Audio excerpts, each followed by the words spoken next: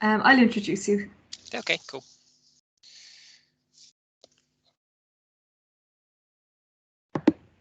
So, hello everyone, and welcome to our first Study of Religions Department Research Seminar for 2022. I'm delighted to welcome Dr. David Robertson, who's going to speak to us about Gnosticism and the history of religions. And just a little abstract of David's talk. He asks, what if instead of looking at Gnosticism as a historical religion or a perennial religious style, we instead look at it as a way of thinking about religion, a discourse on religious knowledge that changes over time and responds to historical events. In this talk, David Robertson looks at the development of this especially malleable category, focusing on two themes. First, how do categories transform and mutate as they move between practitioners and academics and between academic disciplines? And second, what do we do with these claims of religious insight and elite knowledge in the social scientific study of religion? So to tell you just a little bio of David Robertson. He's a lecturer in religious studies at the Open University, co-founder of the Religious Studies Project, which many of us are very familiar with and have participated in, and is a really great resource. And he's co-editor of the journal Implicit Religion. His work focuses on claims of special knowledge in religions, conspiracy theories, and beyond. He's the author of Gnosticism and the History of Religions, published in 2021, and UFOs, the New Age and Conspiracy Theories, Millennial Conspiracism in 2016, and co-editor of Afterworld Religions, Reconstructing Religious Studies, published by Equinox in 2016, and the Handbook of Conspiracy Theories and Contemporary Religion, published by Brill in 2018. So you're very welcome, David, and we're all looking forward to your presentation. Thanks for inviting me, Jenny, and thanks for everyone for coming. This is actually quite exciting for me, nerve-wracking a little bit. This is the first one of these I've done since completing the book. I did a sort of skeletal version of this at the BASR, I think, maybe 3 or 4 years ago.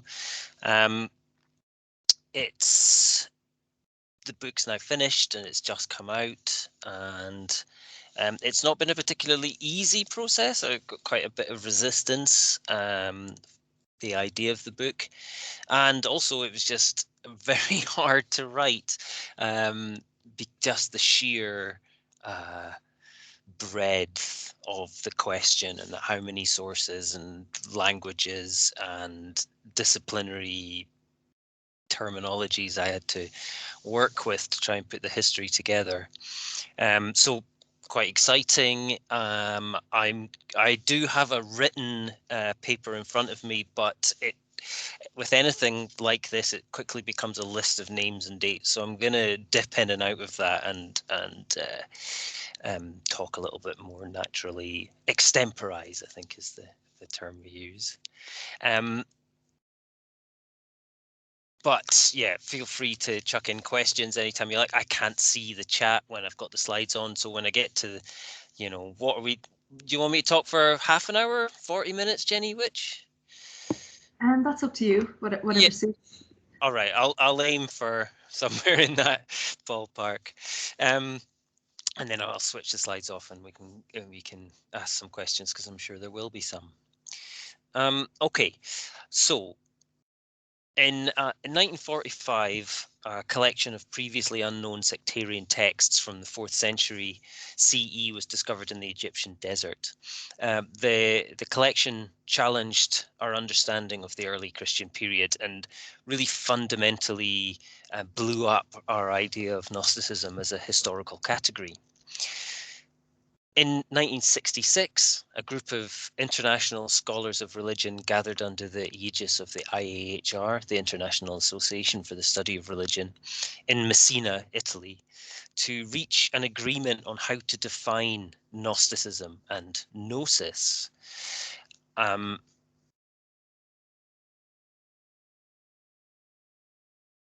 Can you still see my slides? Something funny happened there to me. It disappeared. You're still sharing the screen, but I can't see your slides anymore. All right, yeah, no, something odd happened. I'll share them again. That's fine.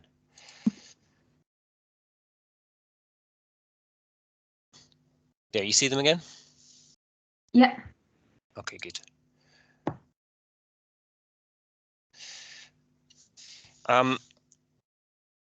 So in the 2 decades in between these two events, Gnosticism, as we think of it nowadays, was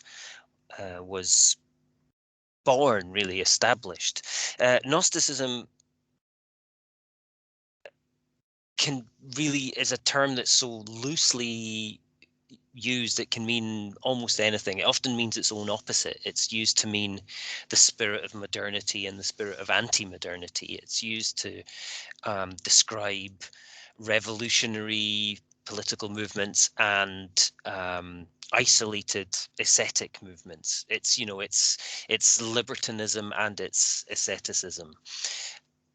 However, it's almost always presented as an experiential, transformative, saving form of knowledge, both by scholars and those who identify as Gnostics. It's essentially a unique, irreducible, special knowledge reached through transformative experience. And as such, this way of thinking about it is it means that Gnosis is essentially sui generis religion exemplified. It's sui generis, self-born. You know, the religion as a unique thing unto itself. This is a way of thinking about religion which is typical of, and sort of the underlying idea really between the history of religions as a discipline. So the style of the study of religion that became popular from around the end of the Second World War right up until probably the 80s into the 90s even, and continues to dominate public discourse even today. But interestingly, with Gnosticism, however, it also passes back into the religious sphere. And today, a number of sizable groups identify as Gnostics. And indeed, they may be the only only people who ever actually did so. And in every case, we can trace their ideas back to these same scholarly interpretations of these same sources. Right. So one of the ideas I'm interested in is how did Gnosticism move from being a specific historical religious tradition into an ahistorical idea of elite knowledge? So what I'm going to do in the presentation then is it's partly an archaeology of a category and partly a disciplinary history and reflection on the current field. But if you're looking for a clear answer on what Gnosticism is, then you may be disappointed. I'll just give you a spoiler alert there. This is what Henry Green wrote back in 1977, which interestingly was around the same time that the public were becoming aware of the Nag Hammadi scrolls. We can't write a history of Gnosticism. What we can write is a history of various people who used the idea and their varying social situations. And that's what I tried to do with the book. And in the book and in the talk today, then, there's these two questions underlying all of the material. One is, how do categories transform and mutate as they move between practitioners and academics and between academic disciplines? Because one thing that became very clear working on this was there is no single lineage. It's not like there is an etic understanding and an emic understanding. Okay, most of the people working on this were both at the same time, and all of as I said, the modern movements are drawing from the scholarly understandings of 4th century documents, which draw on 19th century interpretations of 4th century heresiological tracts. So there's no clear path, and to think of it only in academic terms or only in insider terms is to miss, I think, some really interesting aspects of the story. The bigger theme, and the one that probably I'll return to towards the end, is then, so what do we do with these claims of elite knowledge in our field?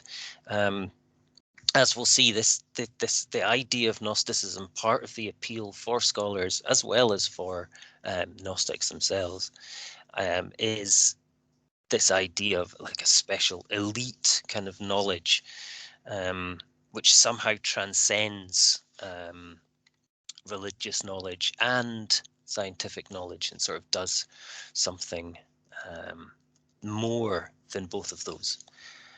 And this is clearly the appeal as to why this category hangs around, even though it's really almost a chimera.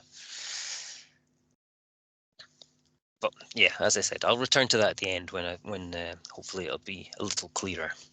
But it looks a little bit like this. We start off in the 2nd century, really, when Gnosticism is a heretical tradition within Christianity. And then it kind of disappears for a long time. It reappears in the 18th century. And by the turn into the 20th century, it's beginning to be seen as a religion in its own right. So the first stage of reification is underway. Okay, it's been essentialized into not just a part, it's become its own tradition, even though there's no kind of there's no people claiming this. This is a scholarly construction. And by the end of the Second World War, we have this construction of Gnosticism as a universal kind of religious type, and an essential form of religion that can be found throughout time, part of other religions and in secular contexts, but still somehow Gnosticism, because this identification of gnosis as a unique, sui generis type of religious experience or religious knowledge that somehow kind of transcends other doctrines and traditions. So when I'm talking about history of religions, then it's not a very tightly boundaried tradition, but it's this model of religious studies that kind of began around the 1950s when the IAHR was forming, really when religious studies as we would think of it today was separating from biblical studies. And right from the beginning of the IAHR, you get these debates about what makes religious studies a distinct discipline. And so the idea that of religion as a unique thing that needs its own discipline is firmly there from the beginning. And interestingly, so many of the people involved in the foundation of the IAHR were also involved in the discovery of the Nag Hammadi scrolls, and many of them wrote on the subject of Gnosticism. And this is probably why in 1966 the IAHR devotes an entire conference to the question of Gnosticism and what Gnosticism is, and it almost becomes a microcosm of these debates within the field.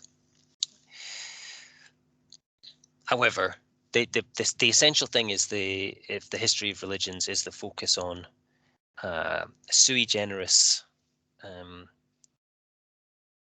religious experience and the phenomenological method, right? So when I'm talking about history of religions, I'm essentially talking about the sort of Eliada style of religious studies, which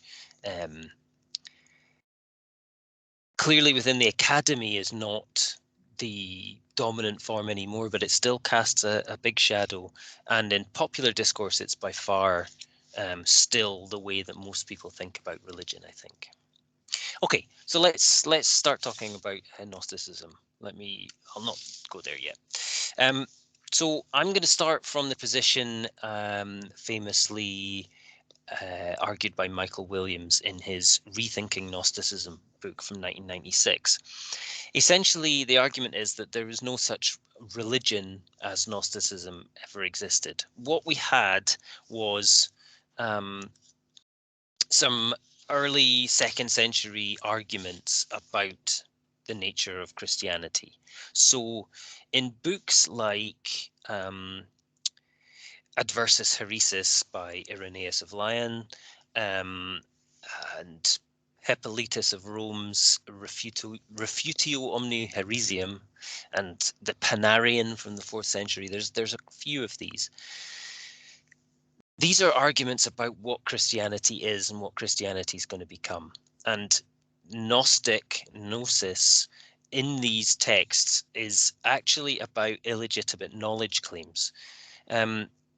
The translation of Adversus Heresis is, the detection and overthrow of so-called gnosis. But gnosis in the original sense didn't refer to a special kind of knowledge. It was just knowledge, right? So on the detection and overthrow of fake news, or like false truth is a better way of translating it. It's essentially just arguments about what the truth of Christianity is. But in the 16th century, when Protestantism is emerging, and a lot of what we sort of think of as theology now and early biblical studies, the arguments about separating Christian truth out again sort of re-emerged, and these people discovered or rediscovered Gnostics in these early fragments from over 1,000 years before.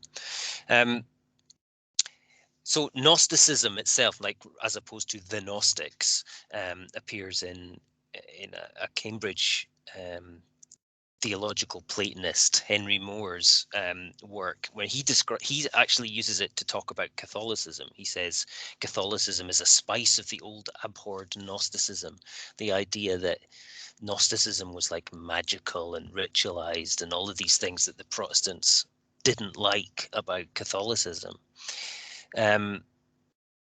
So immediately there's this idea of knowledge claims and truth, right?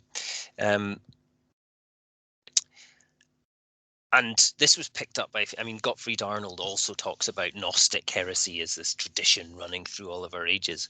But something really interesting happens around the turn of the 18th century, which is that some of these Protestant theologians basically reverse that argument.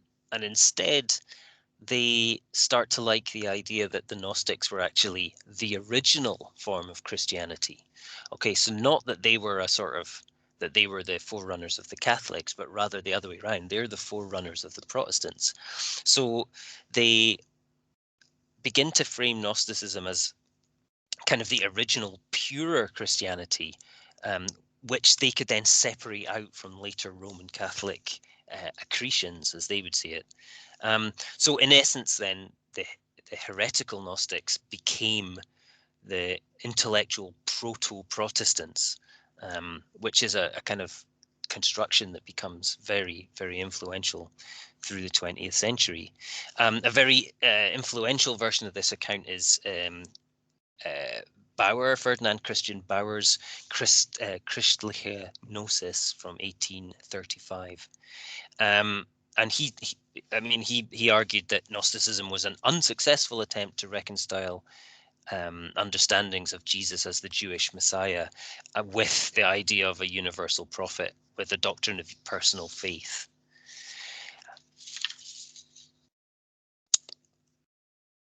Now, interestingly, around this time, we find the first few kind of Gnostic texts discovered. Now, we wouldn't necessarily agree that all of these things were Gnostic now, but some of them certainly were. So the Askew Codex particularly was discovered in a London bookshop in 1773. No more idea of its heritage than that. And there was a few other ones, the Berlin Codex, the Bruce Codex, which not only promoted the idea of Gnosticism, but gave people some texts. Now, around this time, sort of end of the 19th century, early 20th century, there are editions and translations of texts beginning to come out, of which the Theosophical Society, interestingly, were quite an important publisher of. We see Gnosticism beginning to be used as a self-identifier, notably in France, actually. There were several Gnostic churches founded in the 19th century. And I think that's partly to do with the particular kind of deregulated Christian economy there. So you had a lot of churches like appealing to Cathars and Templars and other kind of native heresies. So the idea of Gnosticism fitted in quite well there, especially as the Cathars were often thought of as being Gnostic, and still are sometimes. There was interest in Germany as well, but there it was much more literary, so Thomas Mann, Hermann Hesse, and people like that. And you can actually make the argument that Gnosticism was functioning as a sort of signifier of alternative religiosity in the same way that kind of New Age would come to do later, or spirituality does nowadays. And in the UK, it became closely associated with Theosophy, largely because of one of Blavatsky's assistants. So Blavatsky herself was really interested in Theosophy, and she sort of said that they were the forerunners of the Theosophical Society. So the quote here from Isis Unveiled, if the Gnostics were destroyed, the Gnosis, based on the secret science of sciences, still lives. The Gnosis, or traditional secret knowledge, was never without its representatives in any age or country.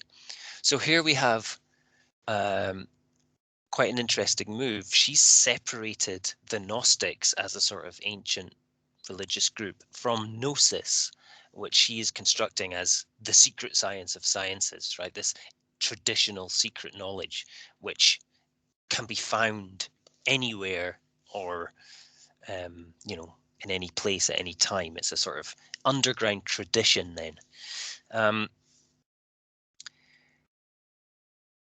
Blavatsky's may have got this from her assistant. Now, Blavatsky was really quite strongly anti-Christian. She really, much more so actually than a lot of the other theosophists were, but she was very sort of anti-Christian.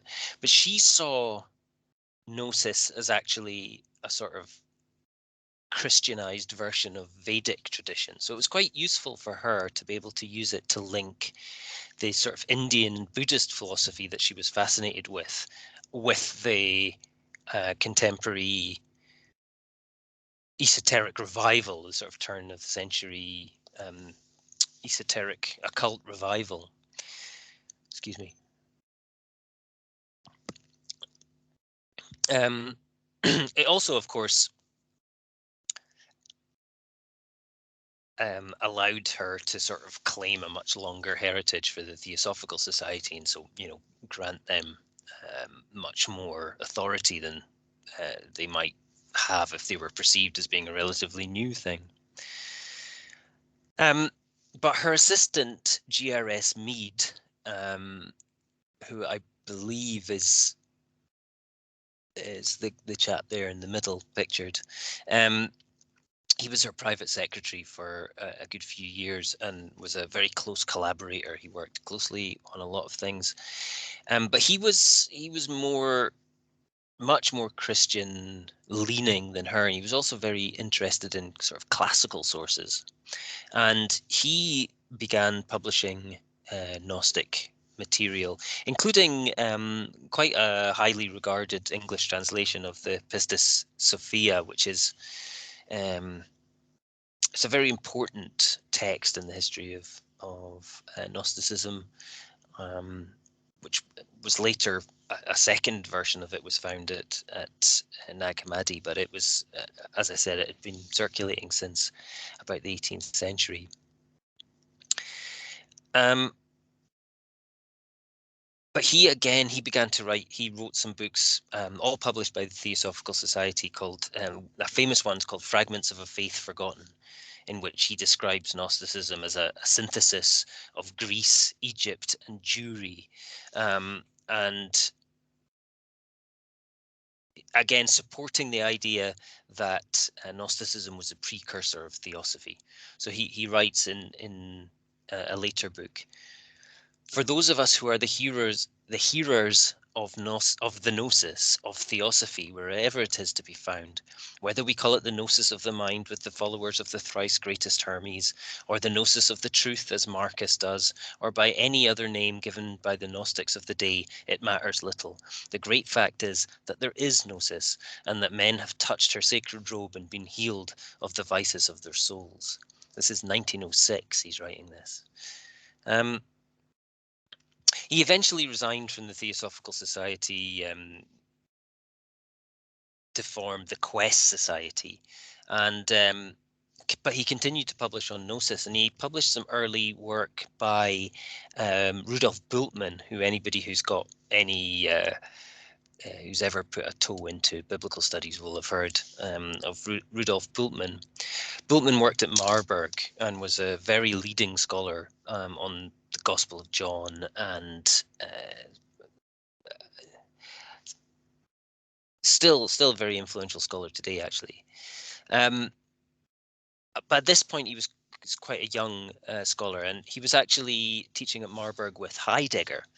Now, one of their students, Hans Jonas, decided to combine these two, Heidegger's existentialism with Bultmann's demythologization, in order to do a thesis on Gnostic texts as he understood them at the time. And he essentially argued that the Gnostics were the forerunners of existentialism. So he described them as the original form in which the rational intelligibility of the cosmos was first radically challenged. For Jonas, then, the Gnostics are fundamentally alienated, alone, and acutely aware of the gulf between their individual experience and existence and the rest of the universe. They seek to bridge this gulf, to reconnect their individual being with that of the true God, or to put it in Heideggerian terms, to exist authentically. I think I have a slide there. It was actually, it was mostly written under Bultmann, but it had to be submitted under Heidegger because he was Jewish. You weren't allowed to get a degree in biblical studies at the time unless you were a Lutheran. Well, at Marburg anyway. And he later fell out with Heidegger quite severely for fairly obvious reasons. Essentially, his public support for the Nazi Party. And Jonas sort of had written all of his work and fled to Palestine, and never spoke to Heidegger again. But his work on his existential reading of Gnosticism became extremely influential, especially after the war, when it was and later when it was published in. He wrote a sort of new version called the Gnostic Religion, which summarized his early German work in much less kind of dense scholarly language in English, and it became it's one of the sort of most influential texts on contemporary studies of Gnosticism even today. Now, at the same time, there was a completely separate version of Gnosticism emerging. Although actually, interestingly, stemming from the same sources. Okay, Carl Jung had been a reader of G.R.S. Mead's work on Gnosticism from at least the sort of early 1920s. It seems that they got in contact with each other perhaps around it's not clear, perhaps by 1919, somewhere around there, they were in touch with each other. And Jung, of course, used Gnosticism in the same way that he used everything. So it was an allegory for the psychological process of individuation. And it was quite an important aspect in how he reconciled his psychological work with his spiritual agenda, particularly kind of after the war. He essentially saw the Gnostics as the counterparts of his analytical patients, so they were seeking to overcome their sense of alienation from one's unconscious. He described them. He described Gnosticism leading into alchemy, which then leads into analytical psychology. So it was essentially all one tradition, and he described the Gnostics as the first thinkers to concern themselves with the contents of the collective conscious. So again, he's seeing Gnosticism or as an unbroken tradition leading to the current day, and connected to alienation and to do with seeking knowledge, and of course that he is a contemporary representative of this. Jung was deeply involved in looking at the Gnostics by the time he began attending the Iranos meetings, which started in 1933 and continued right up to the war. And he attended every year until his death. It also included a number of scholars, many of whom we now associate with the study of Gnosticism. Okay, so we have Henri Corbin, Gershom Scholem, Henri Charles Puch, Gilles Quispel, and even Eliade later on, van der Loo, many others. Quispel and Henri Charles Puch are very important to the story, however. Quispel attended in 1947. Now, it's often kind of said that Jung was influenced by the many scholars of Gnosticism who were there, but I think this is to misread it. By the time Quispel attends in 1947, Jung's an old man. He died in the he's 80 in 1952. I can't remember what year offhand he died. It was in the 50s anyway. So he was already in his 70s by the time that Puch met him, and I think it's far fairer to say that the influence ran from Jung to Puch and to Quispel. Quispel particularly was quite a young and unestablished scholar at the time, and it's clear that there was a huge influence on him.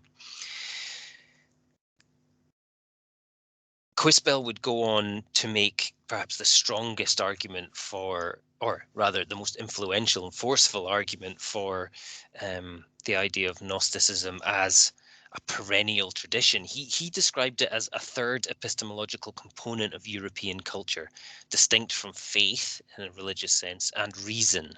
And as such, he saw it as extending much beyond the classical world into sort of Cathars, Hermeticism, Hegelianism, William Blake, Rudolf Steiner, and of course Jung. And this model has been very influential on the history of the Western esotericism school in recent years, and quite a foundational idea in Hanegraaff's early work. And maybe we'll get back to that later, but I'm going to have to make some ground because I've been whittering on for too long already. Quispel and Puch were the central driving figures behind the purchase and publication of the Nag Hammadi Codex. And in that, they were also they were assisted by a number. They were doing this at the same time that the IAHR was being set up. So the discovery was made right at the end of 1945 or beginning of 1946. The actual history of it is still unclear to this day. And it took years and years to publish. So the first translation of any of the pieces happened in 1956, but it wasn't until 1977 that the whole body of text was made public. Copies had circulated among scholars before that, of course, but it wasn't until the 70s. So it's often thought that the later IAHR conference was responding to this publication, but it's not. It was before it was publicly, really publicly known. What's interesting is, though, that the Nag Hammadi codices, I've missed some slides here. The Nag Hammadi codices, of which, and there's a description there, were immediately interpreted through the Iranos model, because all of the people working on it were also members of Iranos. So that first publication of the Gospel of Truth in 1955, the introduction describes it as, I think the quote's here, yeah, Gnosis is described as a psychological experience lived or imagined by him, which means for him the advent of knowledge and salvation, an experience or theory that has reference to some definite interior mental happening and an inalienable state where in the course of illumination.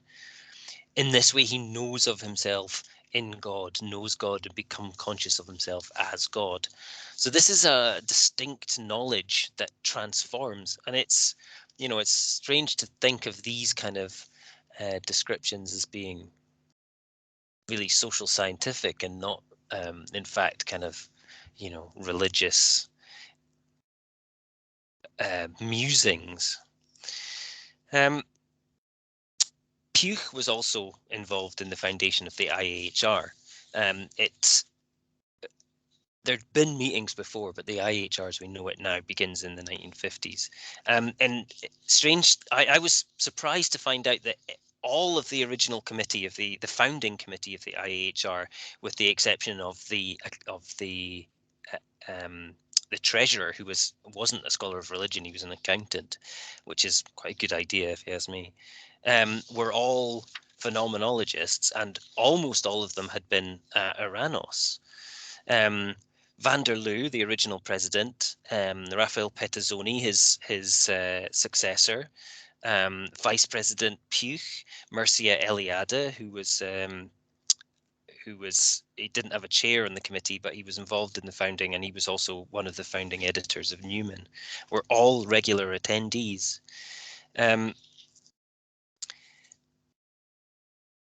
And this argument as to what is the nature of religious studies? Does religious studies, is it historical, or is it about accessing this sui generis kind of religion? Is immediate. If you go and look at the first few issues of Newman, almost every issue has a paper on this question. It was the central question of the Marburg Congress, I think it was 1960.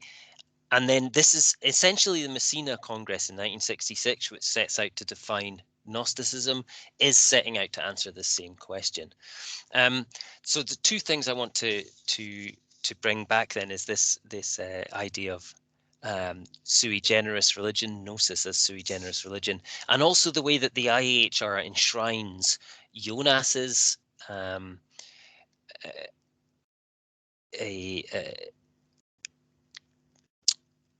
his Heideggerian idea of gnosis with Jung's psychological version of gnosis. So this is the definition that was agreed by the IAHR, and interestingly, Hans Jonas actually helped to write this. I also was not aware of that until very recently. A particular group of systems of the 2nd century after Christ with a coherent series of characteristics that can be summarized in the idea of a divine spark in man, deriving from the divine realm, fallen into this world of fate, birth and death, and needing to be awakened by the divine counterpart of the self in order to be finally reintegrated. Okay, so the fallen into this world of fate, I mean, that is existentialism. And then the divine counterpart of the self to be reintegrated is clearly borrowing from Jung. Like, why the self and not the Atman or the soul or the spirit or whatever? And reintegrated specifically. It's very clear once you follow the line. But perhaps more interestingly is that they separate Gnosticism as a group of systems of the 2nd century. So they're saying this is a historical religion, from Gnosis, which becomes this essence, this religious style. It's just a knowledge of the divine mysteries reserved for an elite. Now, I mean, it's an incredibly vague definition, but the two in comparison, you clearly get the idea. Gnosis is something, it can be found anywhere, it can be found at any time. Anywhere that you have knowledge, special knowledge of the divine mysteries for an elite, this is Gnosticism. And it is this elite knowledge, I would argue, that explains the particular legacy of Gnosis and Gnosticism in more contemporary scholarship. Now, I'm already at 40 odd minutes, so what I'm going to do is I'm going to leave these books here. I think the implications of what I'm arguing should be clear here. And if anybody wants me to dig into anything in a little bit more depth, then feel free to ask me about that in the questions. But otherwise, I'll wrap up and hand back to Jenny. Thanks so much, David. It was fascinating. Any questions or comments? Sorry, it was a bit of a gallop through that stuff. It still seems to take longer than I ever have. We only got up to, what, 1960? Yeah, it's a lot to try to condense into one presentation. People can put up their hands or they can type in the chat. While people are thinking, I was wondering if you could say a bit more about, I know you don't do ethnographic research, or at least you're not on this topic, but I'm wondering, if you can say more about the emic and etic, the way that distinction doesn't apply. I'm wondering around, about identity, religious identity of people who self-identify as Gnostics.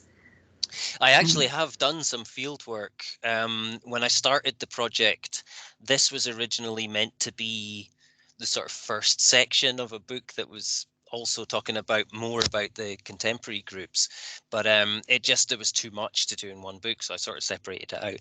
But I did a bunch of work with, so there's 3 and maybe 4, depending on how you want to think about it, sort of contemporary Gnostic religions. And I'm talking about people who self-identify, right? You can find a paper by somebody somewhere that argues that almost anything is Gnostic, but I'm only looking at emic ones.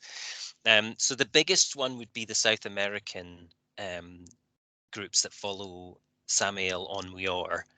So they're a kind of New Age interpretation, using a lot of biblical stuff, but also borrowing very, very syncretic from lots of things. They basically argue it's all one teaching, which is based in sex magic, basically seminal retention.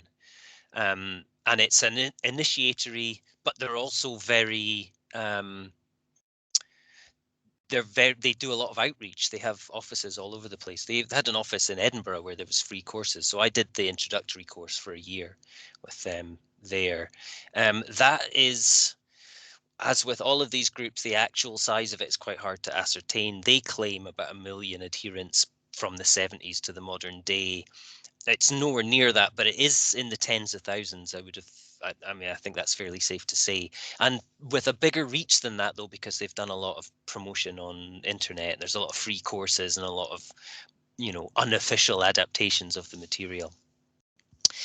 Then you have two North American-based ones, which are much more kind of esoteric Christianity, I would say. I sometimes call them the apostolics. So you have the Apostolic Johannite Church, who are a kind of mixture of kind of, that sort of Templar-derived esoteric Christianity. So very initiatory, lots of Freemasonry, but also they like the ceremonies, they like the sort of liturgy. And they borrow heavily from Jung, as do the Ecclesia Gnostica, who are an LA-based church, which they're the most theosophical. They're from they're basically an offshoot of the Theosophical Society, using a version of Catholic or Anglican liturgy into which they've interspersed lines from the Nag Hammadi Codex. And you could also include the Ecclesia Gnostica Catholica, the Thelemite ones. All of the other Gnostics don't agree with that, but they themselves kind of do. Certainly Crowley did. Whether the modern ones are so keen is not so clear. It depends on who you ask. So you could include them. So what's interesting is you've got one side that sort of associates Gnosticism with sex magic of one form or another, and you've got the other side, which is they're much more kind of less controversial, shall we say. But they all have this idea of gnosis as religious experience to do with discovery of the self, right? Discovery of the self, self-actualization. They all combine some aspect of 19th century esotericism with, Catholic liturgy, and they all borrow heavily from Jung, and to a lesser extent Jonas, but particularly Jung. So even though they're very different, they still borrow these same aspects. They just mix them together in slightly different ways. So that's going to be that's a future work explaining all that. Thanks very much for explaining further. Chris, your next question. Wonderful. Thanks very much for that, David. Can I just do a sort of religious studies project kind of question for you? Well, the two-parter, you hinted earlier at perhaps this research not being the best received in some quarters. So I wonder if you could reflect on that and then take us into the sort of big mission statement of why does it matter for people who don't look at Gnosticism? What does it tell us? So why do people not like it, and what can the broader field take? I'm going to answer those in reverse order. All right, so I've sort of hinted at why I think it's important. One is that is this entanglement of insider and outsider perspectives, and the way that terms can sort of move around in different disciplines, from biblical studies to philosophy to religious studies over to, we get a bit from psychology in, and the genealogy of it is much more mixed than we like to think. And I think the idea of our categories as being social scientific is really problematized by that. And although I do think it sort of hints maybe at why some terms sort of linger around, you get these zombie terms that just lumber on forever. And I think it's partly because in a term like Gnosticism, there's no gatekeeper. You can do whatever you like with it. But also I think it does indicate this interest that a lot of scholars in our field have in in religious experience. Essentially, I think I'm not necessarily like sort of out to get heretics. I just think it's something that we haven't dealt with yet in the field. It's been going on since Marburg in 1960s, and it's still there, that these idea of claims of special knowledge, of kind of insight, of discovering forms of spirituality, of legitimizing certain religions as being legitimate or illegitimate, are still very much there.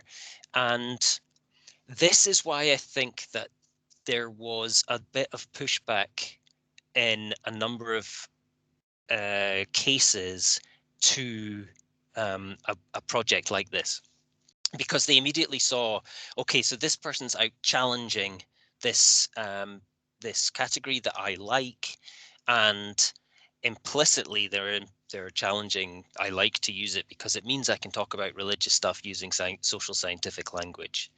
The same way that, you know, phenomenology of religion really was as well. It was a way that you can talk about these ideas, if you're coming from a religious angle or if you're coming from a scientific angle, using terms like, you know, phenomenology or Gnosticism, you can come together and find something in common, and it's, you know, disguise whatever your influences are.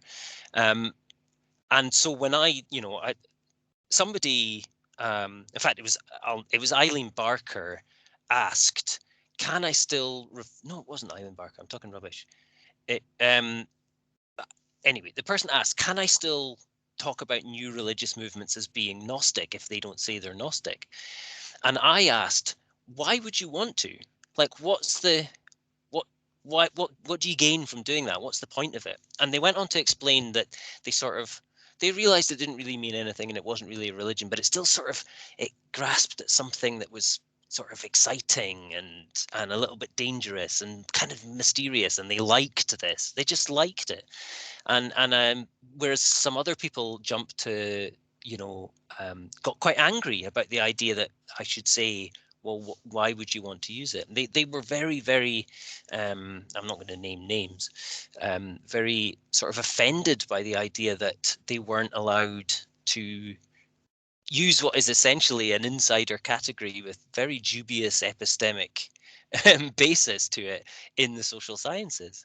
And, you know, they can if they want. I just think if you just need to justify it. We need to address these epistemic questions. We still haven't, and I don't think we're going to get taken seriously, or as seriously as we should, by our social scientific colleagues if we don't address that kind of thing. Does that answer the question? It's really good. Thank you so much. Christoph? I have extremely naive question. You know, I'm not a religious studies scholar, so I'm sorry about that. There's no such thing, Christoph. But it's really kind of out of curiosity, and also, you know, in the context of your other work, isn't a connection between Gnosis and traditionalism, especially, you know, Julius Evola, how you would put him in the landscape. Yeah, there is. And then everything was kind of coming from his also contemporary. Yes, there is a connection. I brush on that in the book. I didn't go too far into it just because I had quite a task keeping the narrative to a clear story. There was many places I could have spilled out. But yes, certainly for a lot of the history of religion scholars, I mean, the connection between Eliada's work and Evola is fairly clear. And Eliada did write about Gnosticism quite a bit. I think a lot of that stuff is still in Italian, and I've only read little bits in translation. I haven't read the full things. But the way that Eliada, for instance, uses it is essentially traditionalism. Henry Corbin uses it in a similar way. You know, it's used in many different ways to legitimize many different kinds of tradition, but they're for a certain type of person. And you could argue that there's a connection there with Jung as well. Maybe not a direct connection, but there is certainly, all of these people are working from a common pool of, you know, 30s, 40s writings, where at the one end you've got a very strong sort of nationalism, and I mean, there's an argument that Jung's work is much more embedded in a sort of esoteric nationalism than is usually thought. I mean, it depends how far you accept Knoll's work. I think it's largely correct. It's maybe a little polemic in its presentation, but the idea that Jung's ideas of the collective unconscious, you know, is he's taking the idea of blood and soil, that the people are connected to the nation in this genetic way, right? Which is exactly the same sort of thing that Evola and other people were arguing about. And so it's almost another example of what what I was saying to Chris, you know, that this is a way of using scientific language to obscure these ideas, and maybe not always. I mean, whether Jung is deliberately kind of still thinking on nationalist and Volkish ways, or whether it's just that there's a thread from there that, you know, he wants to use a different language because I don't know. That's not clear. But there's definitely, you know, there's definitely a genealogical connection there, absolutely. And Gnosis is still a very popular set of terminology in the far right today. I mean, I'm currently writing a paper for, well, actually the same issue you're writing one on, and, you know, and there's a lot of describing Anders Breivik's actions as the gnosis that sparked my awakening, you know, this kind of language. So the connection goes both ways. Thank you very much. I think that's the last question. So thank you very much, David. It was a pleasure to listen to you, and we hope to have you back again in the future in the seminar. Anytime. Hope to see you soon, Jenny. Something that's less rushed. And if anybody's got any questions, you can hit me up on Twitter or email me. It's david.robertson@open.ac.uk. And thanks for coming, everyone. Thanks for the questions.